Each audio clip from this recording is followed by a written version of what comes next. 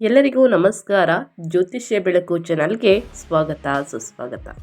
ಸ್ನೇಹಿತರೆ, ಎಲ್ಲರೂ ಹೇಗಿದ್ದೀರಾ? ಎಲ್ಲರೂ ಚೆನ್ನಾಗಿದ್ದೀರಾ ಅಂದ್ಕೊಂಡಿದ್ದೀನಿ. ನಾನು ಕೂಡ ತುಂಬಾ ಚೆನ್ನಾಗಿದ್ದೀನಿ. ಎಲ್ಲರೂ ಚೆನ್ನಾಗಿದ್ದೀರಾ ಅಂದ್ಕೊಂಡು ಭಾವಿಸ್ಕೊಂಡು ಇವತ್ತಿನ ಒಂದು ವಿಡಿಯೋನ ಶುರು ಮಾಡಿಬಿಡೋಣ. ಇವತ್ತಿನ ಒಂದು ವಿಡಿಯೋದಲ್ಲಿ ಮೀನರಾಶಿಯವರಿಗೆ ಸ್ನೇಹಿತರೆ ಜೂನ್ ಕೊನೆಯ ದಿನಗಳಿಂದ ಸಾಕಷ್ಟು ಬದಲಾವಣೆಯನ್ನು ನೋಡಲಿದ್ದೀರಿ. ಇದಕ್ಕೆಲ್ಲ ಕಾರಣ ಗ್ರಹಗಳ ಪ್ರಭಾವ. ಗ್ರಹಗಳ ಪ್ರಭಾವದಿಂದ ಮೀನರಾಶಿಯವರಿಗೆ ಅದೃಷ್ಟ ಒಲಿಯಲಿದೆಯಾ ಅಥವಾ ಯಾವುದರ ಬಗ್ಗೆ ಮುನ್ನೆಚ್ಚರಿಕೆಗಳನ್ನು ತೆಗೆದುಕೊಳ್ಬೇಕು ಅಂದರೆ ಸ್ನೇಹಿತರೆ, ಪರಭವ ನಾಮ ಸಂವತ್ಸರ ಜೂನ್ 2026 ಕೊನೆಯ ದಿನಗಳಿಂದ ಮೀನರಾಶಿಯವರ ಮೇಲೆ ಗ್ರಹಗಳ ಪ್ರಭಾವ ಹೇಗಿರಲಿದೆ, ನಿಮ್ಮ ಆರೋಗ್ಯ, ಉದ್ಯೋಗ, ಕುಟುಂಬ, ವ್ಯಾಪಾರದಲ್ಲಿ ಏನೆಲ್ಲ ಬದಲಾವಣೆಗಳು ಆಗಲಿದೆ, ಯಾವುದರಲ್ಲಿ ಶುಭ ಯಾವುದರಲ್ಲಿ ಅಶುಭವಾಗಲಿದೆ ಎಂಬುದರ ಸಂಪೂರ್ಣ ಮಾಹಿತಿಯನ್ನು ಇದೇ ವಿಡಿಯೋದಲ್ಲಿ ತಿಳಿಸ್ಕೊಡ್ತಾ ಹೋಗ್ತೀನಿ ಮೀನರಾಶಿಯವರಿಗೆ. ಮೀನರಾಶಿಯವರು ಎಲ್ಲೂ ಕೂಡ ವಿಡಿಯೋನ ಸ್ಕಿಪ್ ಮಾಡಬಾರ್ದು. ಅಂದರೆ ವಿಡಿಯೋನ ಕಟ್ ಮಾಡಿ ಓಡಿಸ್ಕೊಂಡೋಗಿ ನೋಡಬೇಡಿ. ಮೊದಲಿಂದ ಕೊನೆ ತನಕ ಸಂಪೂರ್ಣವಾಗಿ ವಿಡಿಯೋವನ್ನು ವಾಚ್ ಮಾಡಿ. ಇನ್ನೂ ಕೂಡ ಈ ವಿಡಿಯೋಗೆ ಲೈಕ್ ಮಾಡಿಲ್ಲ ಅಂದರೆ ದಯವಿಟ್ಟು ಮೀನರಾಶಿಯವರು ಲೈಕ್ ಮಾಡಿ, ಸಬ್ಸ್ಕ್ರೈಬ್ ಆಗಿ. ನೀವು ಲೈಕ್ ಮತ್ತು ಸಬ್ಸ್ಕ್ರೈಬ್ ಮಾಡೋದರಿಂದ ನಮಗೆ ವಿಡಿಯೋವನ್ನು ಮಾಡೋದಕ್ಕೆ ಒಂದು ಮೋಟಿವೇಶನ್ ಸಿಗುತ್ತೆ. ಸೊ ಹಾಗಾಗಿ ಹೆಚ್ಚು ಫ್ಯಾಮಿಲಿಗೆ, ಫ್ರೆಂಡ್ಸ್ಗೆ ಈ ವಿಡಿಯೋವನ್ನು ಶೇರ್ ಮಾಡಿ. ನಿಮ್ಮ ಕಡೆಯಿಂದ ಅದೃಷ್ಟದ ಭವಿಷ್ಯವನ್ನು ಅವರು ಕೂಡ ತಿಳ್ಕೊಂಡಂಗಾಗುತ್ತೆ. ಓಕೆ, ಯಾರೆಲ್ಲ ಸಬ್ಸ್ಕ್ರೈಬ್ ಮಾಡ್ಕೊಂಡಿದ್ದೀರಾ ಅವರಿಗೆ ಥ್ಯಾಂಕ್ ಯು ಸೋ ಮಚ್ ಅಂತ ಹೇಳ್ತಾ ನಿಮ್ಮ ವೃತ್ತಿ ಜೀವನದ ಬಗ್ಗೆ ತಿಳಿಸ್ಕೊಟ್ಬಿಡ್ತೇನೆ. ವೃತ್ತಿ ಮತ್ತು ಕೆಲಸಕ್ಕೆ ಸಂಬಂಧಿಸಿದಂತೆ ವರ್ಷದ ಅವಧಿ ಅಂತಂದರೆ ದ್ವಿತೀಯಾರ್ಧದಲ್ಲಿ ನಿಮ್ಮ ಪ್ರತಿಭೆಯನ್ನು ಎಲ್ಲರೂ ಕೂಡ ಎದುರು ವ್ಯಕ್ತಪಡಿಸಲು ಬಹಳಷ್ಟು ಉತ್ತಮವಾದಂತಹ ಸಮಯಗಳು ಶುರು ಅಂತಲೇ ಹೇಳ್ಬೋದು. ಈ ಸಂದರ್ಭದಲ್ಲಿ ಅಪಾರ ಯಶಸ್ಸನ್ನು ಗಳಿಸಲಿದ್ದೀರಿ. ಜೂನ್ ತಿಂಗಳ ನಂತರ ಮೀನರಾಶಿಗೆ ಸೇರಿದ ಜನರ ಮೇಲೆ ಗುರುಗ್ರಹದ ವಿಶೇಷ ಆಶೀರ್ವಾದ ಇರಲಿದೆ. ಹಾಗಾಗಿ ಮೀನರಾಶಿಗೆ ಸೇರಿದ ಜನರ ಸಮಾಜದಲ್ಲಿ ಹೆಚ್ಚಿನ ಗೌರವ, ಖ್ಯಾತಿಯನ್ನು ಗಳಿಸುವರು. ಬುಧ ಮತ್ತು ಶನಿ ಈ ಅವಧಿಯಲ್ಲಿ ಅನುಕೂಲಕರ ಸ್ಥಾನದಲ್ಲಿ ಚಲಿಸುವುದರಿಂದ ನೀವು ನಿಮ್ಮ ಶಬ್ದ ಮತ್ತು ಕೆಲಸಗಳಲ್ಲಿ ಹೆಚ್ಚಿನ ಮಹತ್ವವನ್ನು ಹೊಂದಬಹುದಾಗಿದೆ. ಈ ಅವಧಿಯಲ್ಲಿ ಮೀನರಾಶಿಗೆ ಸೇರಿದ ಜನರ ಸಲಹೆ, ವಿಚಾರಗಳು ವೃತ್ತಿ ಹಾಗೂ ಕೆಲಸ ಮತ್ತು ವ್ಯವಹಾರಕ್ಕೆ ಸಂಬಂಧಿಸಿದಂತೆ ಉತ್ತಮ ಲಾಭವನ್ನುಂಟು ಮಾಡುವಂತಹ ಸಂಭವವಿದೆ. ಈ ಸಂದರ್ಭದಲ್ಲಿ ವೃತ್ತಿ ಹಾಗೂ ಕೆಲಸದಲ್ಲಿ ನಿಮ್ಮ ಸಂಬಂಧಿಕರು ಮತ್ತು ಸ್ನೇಹಿತರ ನಡುವೆ ನೀವು ಜನಪ್ರಿಯತೆಯನ್ನು ಗಳಿಸುವಂತಹ ಸಂಭವ ಇರುವುದು. ಜುಲೈನಿಂದ ಅಕ್ಟೋಬರ್ವರೆಗಿನ ನಡುವಿನ ಈ ಅವಧಿಯು ವೃತ್ತಿ ಜೀವನಕ್ಕೆ ಸಂಬಂಧಿಸಿದಂತೆ ಸಕಾರಾತ್ಮಕ ಬದಲಾವಣೆಗಳನ್ನುಂಟು ಮಾಡುವಂತಹ ಸಂಭವವಿದೆ.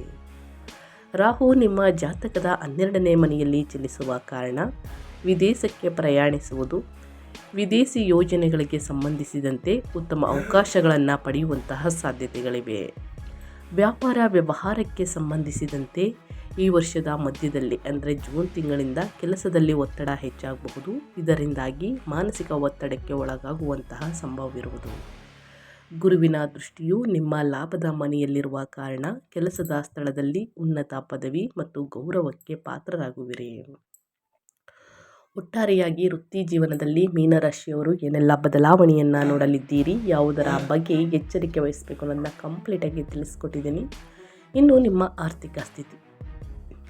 ಮೀನರಾಶಿಗೆ ಸೇರಿದ ಜನರಿಗೆ ಆರ್ಥಿಕ ದೃಷ್ಟಿಕೋನಕ್ಕೆ ಸಂಬಂಧಿಸಿದಂತೆ ಮಿಶ್ರ ಫಲವನ್ನು ಪಡೆಯುವರು.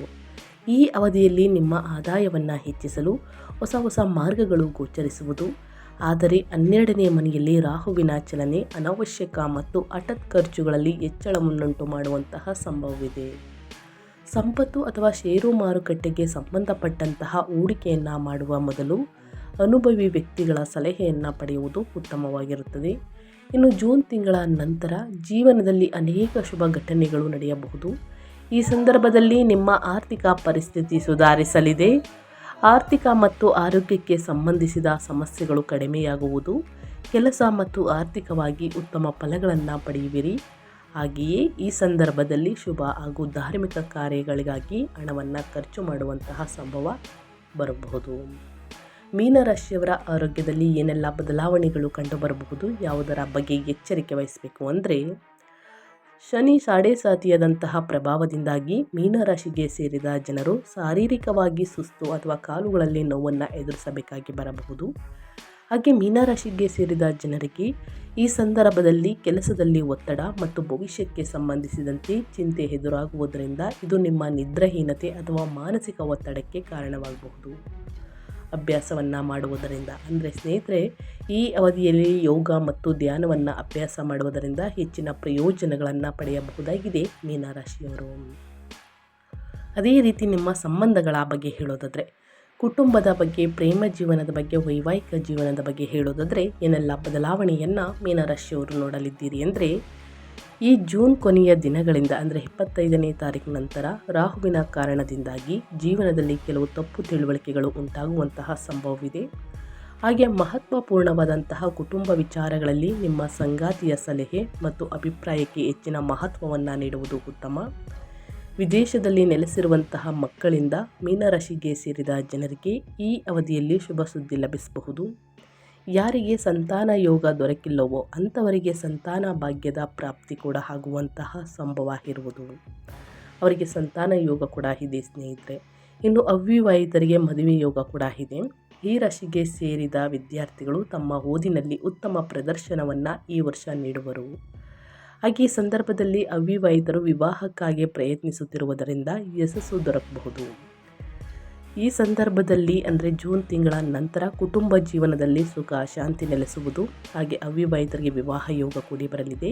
ಪ್ರೇಮ ಸಂಬಂಧದಲ್ಲಿರುವಂತಹ ಮೀನರಾಶಿಗೆ ಸೇರಿದ ಜನರ ನಡುವಿನ ಸಂಬಂಧವು ಇನ್ನಷ್ಟು ಬಲಗೊಳ್ಳಲಿದೆ ಮತ್ತು ನಿಮ್ಮ ಸಂಗಾತಿಯೊಂದಿಗೆ ಉತ್ತಮ ಸಾಮರಸ್ಯವನ್ನು ಹೊಂದಲಿದ್ದೀರಿ.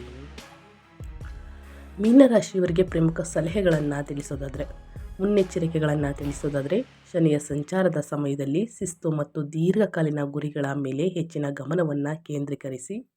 ಗುರುವಿನ ಸಂಚಾರದ ಸಮಯವನ್ನು ನಿಮ್ಮ ಜ್ಞಾನ, ಕೌಶಲ್ಯ ಮತ್ತು ಆಧ್ಯಾತ್ಮಿಕ ಅಭ್ಯಾಸಗಳನ್ನು ವಿಸ್ತರಿಸಲು ಬಳಸಿ. ಹಣಕಾಸಿನ ವಿಷಯವಾಗಿ ಬಹಳ ಜಾಗರೂಕರಾಗಿರಿ. ಅನಗತ್ಯ ಅಪಾಯಗಳನ್ನು ತಪ್ಪಿಸಿ. ನಿಯಮಿತವಾಗಿ ವ್ಯಾಯಾಮವನ್ನು ಮಾಡಿ. ಸಮತೋಲಿತ ಆಹಾರದ ಮೂಲಕ ಆರೋಗ್ಯಕ್ಕೆ ಹೆಚ್ಚಿನ ಆದ್ಯತೆ ನೀಡಿ. ಅದೇ ರೀತಿ ಪರಿಹಾರವನ್ನು ತಿಳಿಸ್ಕೊಡ್ತೀನಿ. ಈ ಪರಿಹಾರವನ್ನು ಅನುಸರಿಸುವುದರಿಂದ ಕಷ್ಟ, ಸಮಸ್ಯೆ, ಅಡಚಣೆ, ತೊಂದರೆ ಎಲ್ಲವೂ ಕೂಡ ನಿವಾರಣೆಯಾಗಲಿದೆ ಮೀನರಾಶಿಯವರಿಗೆ. ಗುರುವಿನ ಸಕಾರಾತ್ಮಕ ಪ್ರಭಾವವನ್ನು ಬಲಪಡಿಸಲು ಗುರುಮಂತ್ರವನ್ನು ಪಠಿಸಿ.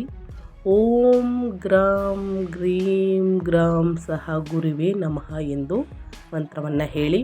ಅರಿಶಿಣ, ಕಡಲೆಬೇಳೆ, ಹಳದಿ ಬಟ್ಟೆಗಳಂತಹ ಹಳದಿ ವಸ್ತುಗಳನ್ನು ಗುರುವಾರದ ದಿನ ದಾನ ಮಾಡಿ ಬಡವರಿಗೆ, ನಿರ್ಗತಿಕರಿಗೆ. ಆಧ್ಯಾತ್ಮಿಕ ಬೆಳವಣಿಗೆಗಾಗಿ ಗುರು ಬೀಜ ಮಂತ್ರವನ್ನು ಪಠಿಸಿ. ವಿಷ್ಣು ಸಹಸ್ರನಾಮವನ್ನು ಪಠಿಸಿ ವಿಷ್ಣುವನ್ನು ಪೂಜಿಸುವುದರಿಂದ ಸ್ನೇಹಿತರೆ ಆಧ್ಯಾತ್ಮಿಕ ಬೆಳವಣಿಗೆಯನ್ನು ನೋಡಲಿದ್ದೀರಿ. ದೇವಾಲಯಗಳಿಗೆ ಭೇಟಿ ನೀಡುವುದು ನಿಮ್ಮ ವೃತ್ತಿ ಜೀವನ ಮತ್ತು ವೈಯಕ್ತಿಕ ಜೀವನದಲ್ಲಿ ಅದೃಷ್ಟವನ್ನು ತರುತ್ತದೆ.